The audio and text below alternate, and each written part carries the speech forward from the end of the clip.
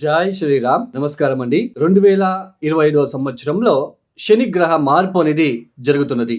2025 March 29వ తేదీ నుంచి శని కుంభరాశి నుంచి మీనరాశికి వెళ్ళి సంచారాన్ని ప్రారంభం చేస్తున్నారు. ఈ ఏదైతే శని గ్రహ మార్పు మీనరాశిలో సంచారం జరుగుతున్నదో ఈ 2.5 సంవత్సరాల పాటు ద్వాదశ రాశిల వాళ్ళకి ఎలాంటి ఫలితాలు రాబోతున్నాయో తెలుసుకుందాం. ముఖ్యంగా దానికన్నా ముందు శని గ్రహం గురించి కొన్ని విషయాలు మీకు చెప్తాను.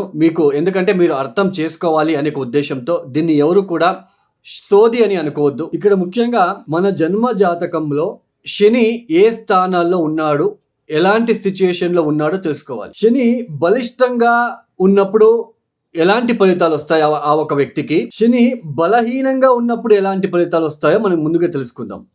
శని ఒక వ్యక్తి జాతకంలో బలిష్టంగా ఉన్నప్పుడు, శని అంటే ఏంటి, శని గ్రహం అంటే ఏంటి, సమాజంలో ఉన్న ఒక మనకంటూ సమాజంలో ఒక గుర్తింపు ఉంది, సమాజంలో మంచి స్టేటస్లో ఉంటున్నాము, మంచి జాబు, అటు రాజకీయంలో కావచ్చు, అటు ఏదైనా బిజినెస్ వైజ్ కావచ్చు, మనం మంచి పొజిషన్లో ఉన్నామో అంటే దానికి కారణం శని గ్రహం. పెద్ద పెద్ద మేనేజర్లు, పెద్ద పెద్ద పొలిటీషియన్స్కి అందరికీ కూడా శని గ్రహం ప్రముఖమైన పాత్ర అనేది వస్తుంది. ఇక్కడ ఎందుకు అంటే మన కింద ఉన్న వాళ్ళందరూ మన మాట వినాలి అంటే అది అక్కడ శని గ్రహం చాలా బలిష్టంగా ఉండాలి. శని ఎవరి జాతకంలో బలిష్టంగా ఉంటాడో అలాంటి వ్యక్తికి ఆత్మవిశ్వాసం ఎక్కువగా ఉంటుంది. తర్వాత భయం అనేది ఉండదు. సమాజంలో మంచి గుర్తింపు, పేరు ప్రఖ్యాతులు అనేది వస్తూ ఉంటాయి. తర్వాత ముఖ్యంగా ఈ ఒక జాబ్ లో మెయిన్ కర్మకారకుడు, వృత్తికారకుడు శని బలిష్టంగా ఉన్న వ్యక్తి జాతకులకి ఉద్యోగం విషయంలో ఎటువంటి ఇబ్బందులు ఉండవు. తర్వాత సమాజంలో కీర్తి ప్రతిష్టలు ఎక్కువ అవుతూ ఉంటాయి రోజు రోజుకి కూడా. శని బలిష్టంగా ఉన్నప్పుడు ఇలాంటి మెయిన్ ఆత్మవిశ్వాసం, కాన్ఫిడెన్స్ అని అంటాం. దానికి రీజన్ ఎవరు అంటే శని గ్రహం. అదే శని బలహీనంగా ఉన్న జాతకులు, శని బలహీనంగా ఉన్నప్పుడు ఆ వ్యక్తి ఒక ఎలాంటి సిచ్యుయేషన్ ఫేస్ చేస్తాడు, ఆత్మవిశ్వాసం ఉండదు, చుట్టూ భయం అనేది ఉంటుంది, సంఘంలో గౌరవ మర్యాదలకి హాని కలుగుతూ ఉంటుంది. తర్వాత వృత్తి వ్యాపారంలో అభివృద్ధి లేకపోవడము, ఏ చిన్న వృత్తి చేసుకుంటూ లైఫ్ ని లీడ్ చేయవలసిన ప్రమేయము, సరైన ఉద్యోగ అవకాశం లేకుండా ఉండడము, ఇలాంటివన్నీ కూడా శని బలహీనంగా ఉన్నప్పుడు జరుగుతాయి. ఆ వ్యక్తి అంటే ఆ దశ వచ్చినప్పుడు, లేదా శని ఏ స్థానాల్లో ఉన్నాడు మీరు ఒకసారి చూడండి. ఇప్పుడు మీనరాశికి వెళ్ళి సంచారాన్ని ప్రారంభం చేస్తున్నారు శని గ్రహం. మీనరాశిలో అష్టకవర్గ బిందువులు ఎన్ని ఇచ్చారో చూసుకోవాలి. అష్టకవర్గ బిందువులు చాలా ఇంపార్టెంట్. ఇప్పుడు కొంతమంది చెప్తూ ఉంటారు, ఇప్పుడు మీరు కామెంట్స్ కూడా చేస్తూ ఉంటారు, ఇప్పుడు ఈ రాశికి లాభశని, లాభగురు, అద్భుతంగా ఫలితాలు వస్తాయి, కోట్లు సంపాదిస్తారని తమ్నెల్ చూసి మీరు వెళ్ళి చూస్తూ ఉంటారు. బట్ అక్కడ మీరు కింద రాస్తూ ఉంటారు మీరు చెప్పినట్లు జరగట్లేదు అని. ఎందుకు? గోచారం వేరు, జన్మ జాతకం వేరు. ఎలా మ్యాచ్ చేసుకోవాలి గోచారానికి జన్మ జాతకానికి? ఇప్పుడు మీకు ఒక ఎగ్జాంపుల్ ఇస్తాను. ఇప్పుడు మీకు తెలుసు ఆల్రెడీ ఏలనాటి శని, అర్ధాష్టమ శని, పంచమ శని, అష్టమ శని అని ఈ ఒక జన్మరాశి నుంచి, అంటే చంద్రుడు ఏ రాశిలో ఉంటాడో అది మనకి జన్మరాశి. ఆ జన్మరాశి నుంచి వ్యయస్థానానికి వచ్చినప్పుడు మనకి ఏళ్ళనాటి శని ప్రారంభం. ఏళ్ళనాటి శని అంటే 7.5 సంవత్సరాల పాటు ఉంటుంది. ఇక్కడ వ్యయస్థానంలో 2.5 సంవత్సరాలు, జన్మరాశికి వచ్చినప్పుడు 2.5 సంవత్సరాలు, ద్వితీయానికి జన్మరాశి నుంచి నెక్స్ట్ హౌస్ ద్వితీయానికి వచ్చినప్పుడు 2.5 సంవత్సరాలు, ఇలా 7.5 సంవత్సరాలు. అర్ధాష్టమ శని అంటే జన్మరాశి నుంచి చతుర్థ భావానికి శని సంచారం చేసేటప్పుడు దాన్ని అర్ధాష్టమ శని అంటాం. పంచమ శని చంద్రుడున్న రాశి నుంచి పంచమ స్థానానికి వచ్చినప్పుడు దాన్ని పంచమ శని అంటాం. ఇలాంటి ఒక సిచ్యుయేషన్ ఉన్నప్పుడు ఇప్పుడు మీకు మీనరాశికి వెళ్ళి శని సంచారం ప్రారంభం చేస్తున్నారు. మీ జాతకంలో మీనరాశిలో శని ఎన్ని అష్టకవర్గ బిందులు ఇచ్చారో చూసుకోవాలి. ఏ 0, 1, 2, 3 ఇచ్చి ఉంటే ఆ ఒక ప్లేస్ లో శనికి అక్కడ బలహీన పడ్డాడు అని అర్థం. బలహీన పడినప్పుడు ఆయన ఇబ్బందులు పెడుతూనే ఉంటాడు. ఈవెన్ ఏళ్ళనాటి శని, అర్ధాష్టమ శని కూడా, ఈవెన్ లాభస్థానానికి వచ్చినప్పుడు కూడా అష్టకవర్గ బిందువులు చాలా ఇంపార్టెంట్. ఇప్పుడు మీనరాశిలో పుట్టిన ఒక వ్యక్తి ఉన్నాడు. ఇప్పుడు మీనరాశికి ఏళ్ళనాటి శని ప్రారంభమైంది. ఇప్పుడు జన్మరాశికి శని వస్తున్నాడు. ఇప్పుడు గనక మీనరాశిలో పుట్టిన ఏదైనా జాతకులకి శని మహాదశనే జరుగుతూ ఉంటే, ఒకవేళ చంద్ర మహాదశ జరుగుతూ ఉంటే వాళ్ళకి ఇది తీవ్రమైన కష్టాలకి గురి చేసేలా తెస్తుంది. అంటే తీవ్రమైన కష్టాలు, బాధ ఎక్కువ అవుతూ ఉంటాయి. అర్థమైంది కదా? గోచారము మనకి జన్మజాతకం ఎలా మ్యాచ్ చేసుకోవాలో, ఒక స్థానం నుంచి ఒక స్థానానికి ఒక ప్లానెట్ వెళ్తున్నప్పుడు ఆ స్థానం ఎన్నో రాశి అవుతుంది, ఎన్నో లగ్నం నుంచి ఎన్నో రాశి అవుతుంది, ఆ స్థానానికి అష్టకొర్గ బిందులు ఎన్ని ఇచ్చారో చూసుకోవాలి. అష్టకొర్గ బిందులు చాలా ఇంపార్టెంట్. తర్వాత ఇప్పుడు శని మీనరాశికి వెళ్తున్నాడు, సంచారాన్ని ప్రారంభం చేస్తున్నారు. అక్కడ శనికి శత్రుగ్రహాలు ఏమైనా ఉన్నారా చూసుకోవాలి. శనికి శత్రుగ్రహాలు ఎవరెవరు? సూర్య, కుజ, కేతు అక్కడ ఏమైనా ఉన్నారా చూసుకోవాలి. ఏలాంటి శని, అర్ధాష్టమ శని, పంచమ శని జరిగేటప్పుడు ఒక ఇంటికి వచ్చినప్పుడు ఒకలాగా ఫలితాలు. పంచమ శని అంటే పంచమానికి వచ్చినప్పుడు దాన్ని పంచమ శని అంటాం. సామాన్యంగా కర్మకారకుడు పంచమానికి వచ్చినప్పుడు బుద్ధి శక్తి, ఆలోచన విధానం. పంచమ స్థానం అంటే ఏంటి? బుద్ధి శక్తి, ఆలోచన విధానము, సంతానము, మన అభిరుచి. అలాంటి స్థానానికి వచ్చినప్పుడు ఎలాంటి మనకి ఆలోచన ఇస్తాడు శనిదేవుడు అంటే, కష్టపడి పని చేయడం ఎందుకు, షార్ట్ కట్ లో వెళ్ళిపోదాం, జూజాడము, బెట్టింగ్లు, ఇన్వెస్ట్మెంట్ చేసి డబ్బులు నష్టపోవడం లాంటిది. అక్కడ అలాంటి సిచ్యుయేషన్ ఏర్పడుతుంది.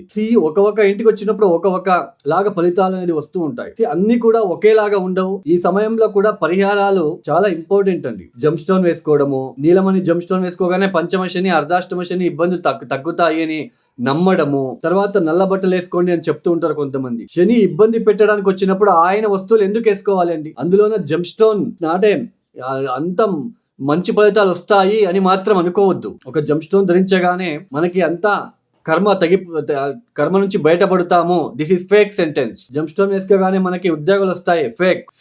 మనకి ఇదే ఎందుకంటే మనము అత్యాశ ఎక్కువైపోయింది.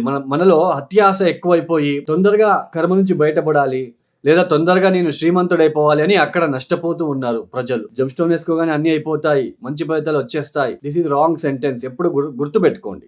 మన కర్మానుసారంగా మనకి ఏదైనా దశాభుక్తి జరుగుతున్నప్పుడు మనమే కష్టపడి వేల కొద్ది చిన్న పరిహారాలు ఉన్నాయండి, వాటిని చేసుకుంటూ వెళ్ళాలి. అప్పుడే దాని నుంచి బయటపడతాం. సరే, ద్వాదశ రాశుల వాళ్ళకి ఎలాంటి ఫలితాలు వస్తాయో మనము ఒక్కొక్కటే ఇండివిజువల్ గా తెలుసుకుంటూ వెళ్తాం. ఇక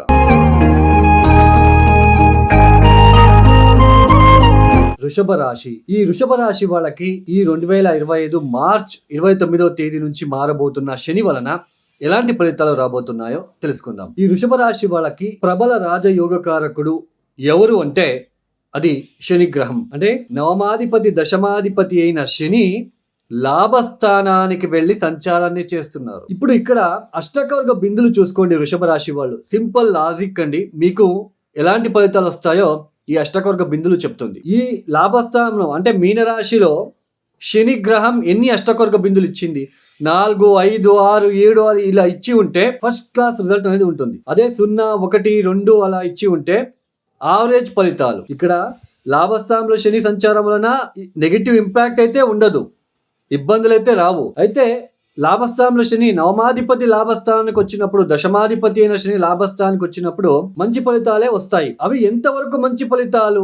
ఇప్పుడు వృషభ రాశిలో పుట్టిన వ్యక్తులు ఎంతమంది ఉన్నారు ప్రపంచంలో? అందరికీ సేమ్ ఫలితాలు వస్తాయా? నెవర్ అండి. దానికి మనం ఎలా తెలుసుకోవాలి? అష్టకవర్గ బిందువులు, దశా పీరియడ్ ఏం జరుగుతుందో, సో ఇవన్నీ తెలుసుకుంటేనే మనకు అక్కడ ఎలాంటి ఫలితాలు వస్తాయో మనం చూసుకోవచ్చు. శని లాభస్థానంలో శని సంచారం జరుగుతున్నప్పుడు నవమాధిపతి దశమాధిపతి అయ్యాడు కాబట్టి, ఒకవేళ మీకు శని మహాదశ గనక జరుగుతూ ఉంటే ఇంకా పాజిటివ్ ఇంపాక్ట్ అనేది ఉంటుంది. వృత్తి వ్యాపారాల్లో చాలా అభివృద్ధి చూస్తారు ఈ సమయంలో. మీరు ఇన్ని రోజులు గనక గత ఈ 2.5 సంవత్సరాలు కూడా ఎవరైతే వృత్తి వ్యాపారాల్లో బాధపడుతూ లాసెస్ ఫేస్ చేస్తున్న వాళ్ళు కూడాను ఈ సమయంలో ఏదైతే లాభస్థానంలో శని సంచారం వలన హై ప్రాఫిట్ చూస్తారు. మంచి జాబ్ లో అభివృద్ధి, మేనేజర్ లెవెల్లో అలాంటి ప్రమోషన్ రావాలని కోరుకుంటున్న వాళ్ళకి అలాంటి ప్రమోషన్ రావడము, విదేశీయానం కూడా ఇక్కడ ఈ సంవత్సరం కనిపిస్తున్నది ఈ వృషభ రాశి వాళ్ళకి. అది ఎంతవరకు మనకి ఫలితాలు వస్తాయి అనేది అష్టకవర్గ బిందులు చూసుకోవాలి. అష్టకవర్గ బిందులు చాలా ఇంపార్టెంట్. అంటే ఇప్పుడు ఇన్ని రోజులు ఈ 2022, 23, 24 అంతా కూడాను శని దశమ స్థానంలో సంచారం చేశారు. చాలా మందికి ఉద్యోగంలో చాలా ఒడిదుడుకులు, ఇబ్బందులు ఫేస్ చేశారు. ఎందుకు? అక్కడ అష్టకవర్గ బిందులు ఎక్కువ ఇచ్చి ఉంటే ఫేస్ చేయరు, తక్కువ ఇచ్చిన వాళ్ళు చాలా ఎక్కువ ఫేస్ చేసి ఉంటారు. ఇప్పుడు లాభస్థానానికి వస్తున్నాడు. మీరు ఏదైనా ప్రమోషన్ కోసం వెయిట్ చేస్తున్న వాళ్ళు, బిజినెస్ ఎక్స్పాన్షన్ చేస్తున్న వాళ్ళు, ఈ సమయంలో చాలా మంచిది. శనికి సంబంధించిన బిజినెస్, కోల్ బిజినెస్, బొగ్గుల business, mechanical industries, construction field లో ఉన్న వాళ్ళు, పొలిటీషియన్స్, వీళ్ళందరికీ కూడా ఎక్సలెంట్ గా ఉంటుంది. అది ఎంతవరకు ఎక్సలెంట్ గా ఉంటుంది? అష్టకవర్గ బిందులు చూసుకోవాలి. సో మీకు అర్థం అవ్వాలనే ప్రతి ఒక్కటి కూడా ఎక్స్ప్లెయిన్, అంటే కరెక్ట్‌గా ప్రొసీజర్ ప్రకారంగా మీకు ఎక్స్‌ప్లెయిన్ చేస్తున్నాను. వృషభ రాశిలో లాభస్థానంలో శని సంచారం కోట్లు సంపాదిస్తారు అని థంబ్‌నెయిల్ పెడుతూ ఉంటారు కొంతమంది. ఇది ఫేక్. ఇదెప్పుడు గుర్తుపెట్టుకోండి. అందుకే కింద మళ్ళా మీరు రాస్తూ ఉంటారు కామెంట్ సెక్షన్‌లో. మీరు చెప్పినట్టు మాకేం జరగట్లేదు అని. ఎందుకు? మీకు అష్టకొరక బిందువులు తక్కువ ఇచ్చి ఉంటే యావరేజ్‌గా ఉంటుంది. ఇన్నాళ్ళు ఏదో ఉద్యోగంలోకి ఇబ్బంది పడుతున్నారు. ఏదో కాస్త ఏదో ఒక ఉద్యోగం దొరుకుతుంది. ఆ ఉద్యోగంలో చిన్నపాటి లాభాలు చూసుకుంటూ ఈ సమయంలో మీరు వెళ్తారు. ఉద్యోగంలో అయితే ఇబ్బందులు రాదు. అది పెద్ద ఉద్యోగమా, చిన్న ఉద్యోగమా డిపెండ్స్ ఆన్ అష్టకొరక బిందువులు. బిజినెస్ ఎక్స్‌పాన్షన్ చేస్తారు. ఎంత కోట్లు పెట్టి ఎక్స్‌పాన్షన్ చేస్తారా? ఏదో ₹1,00,000 పెట్టి ఎక్స్‌పాన్షన్ చేస్తారా? అది మీ అష్టకొరక బిందువుల మీద డిపెండ్స్ అయ్యి ఉంటుంది. ఈ సమయంలో మీ లేబర్స్‌ని, మీ కార్మిక మీ కింద పనిచేసే వాళ్ళని చులకగా చూడొద్దండి.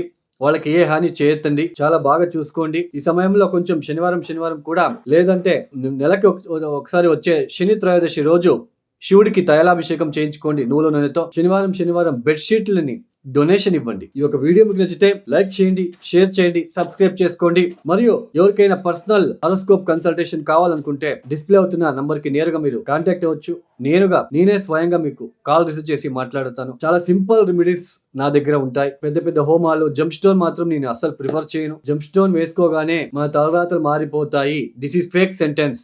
బాగా గుర్తుపెట్టుకోండి. ఇక ధన్యవాదములు. సర్వే జనం సుఖినో భవంతు. జై శ్రీరామ్.